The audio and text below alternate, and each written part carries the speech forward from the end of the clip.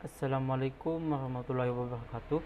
Mengenalkan kami dari kelompok 11 yang beranggotakan Muhammad Faisal dan Riki Saputra. Di sini kami akan mempresentasikan matkul Ulumul Quran yang berjudul Teologi Fazlur Rahman dan Ismail Al-Faruqi. Yang pertama, pengertian mukjizat. Secara etimologi, mukjizat adalah kata dari bermakna melemahkan atau menetapkan kelemahan. Sedangkan dalam kurung kemukjizatan adalah ketidakmampuan seseorang melakukan sesuatu yang merupakan lawan dari ketidakberdayaan. 2. Macam-macam mukjizat. Yang pertama, mukjizat yang bersifat material yakni dapat dicerna oleh panca indera, namun melawan hukum alam. Mukjizat yang bersifat ini sering diturunkan sebelum masa Nabi Muhammad dan seperti pada Nabi Isa SAW, Nabi Isa dapat menghidupkan orang mati. B. Mukjizat yang bersifat rasional, yakni yang semuanya dapat dicerna melalui daya nalar. Setiap manusia menerimanya sesuai dengan kemampuan daya paham, nalar dan kemampuannya untuk membedakan antara yang baik dan yang buruk. Sekian dari saya, Muhammad Faisal. Akan dilanjutkan anggota saya yang bernama Riki Saputra.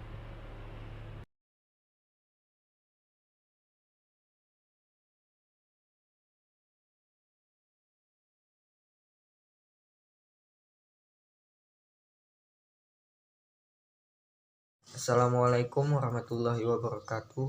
Di sini saya akan melanjutkan materi dari Muhammad Faisal. 3. Kemukjizatan Al-Quran dalam tahap tantangan ayat Al-Quran.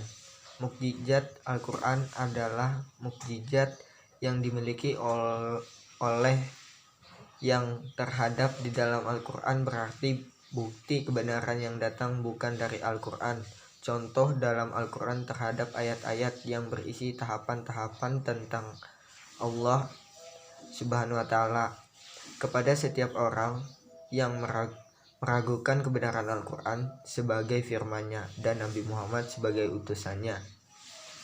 Nabi Muhammad menentang orang Arab agar membuat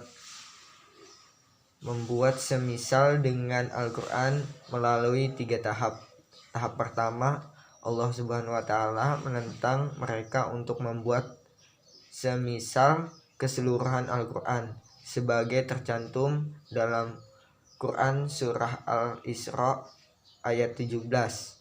Yang kedua, maka untuk tahap kedua Allah Subhanahu wa Ta'ala meringankan tentangan itu dengan firman-Nya sebagaimana tercantum dalam Quran surah Hud ayat 11. Yang ketiga, maka untuk tahapan ketiga Allah tetap menentang mereka tetapi lebih ringan daripada tentangan sebelumnya sebagaimana tercantum dalam Quran surah Yunus ayat 10.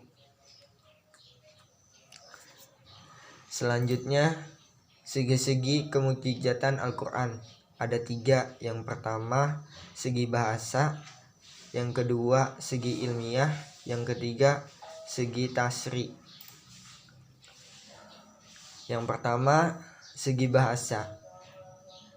Gaya bahasa Al-Quran membuat orang Arab pada saat itu merasa kagum dan terpesona.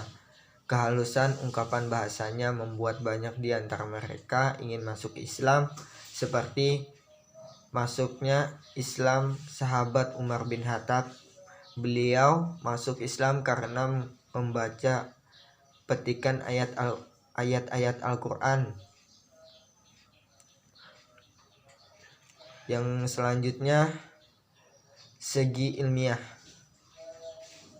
Para pakar selalu berusaha meletakkan metodologi ilmiah untuk mengikatkan rantai fenomena-fenomena yang saling berkaitan dalam kehidupan dan di alam semesta ini.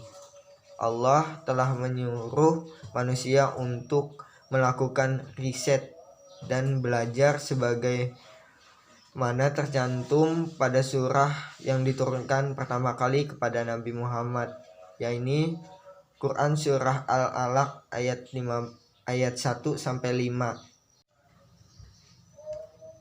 Selanjutnya tasyri. Al-Quran menjelaskan pokok akidah, norma, sopan santun, undang-undang politik, ekonomi, sosial, serta hukum ibadah. Tentang akidah, Al-Quran mengajak kita umat manusia pada akidah yang suci tinggi.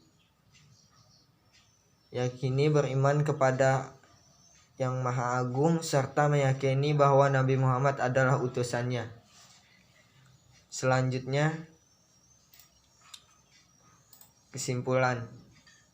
Al-Quran merupakan mukjizat terbesar yang diturunkan Allah kepada Nabi Muhammad melalui malaikat Jibril serta beransur-ansur, dan kemukjizatan Al-Quran tidak dapat diragukan lagi.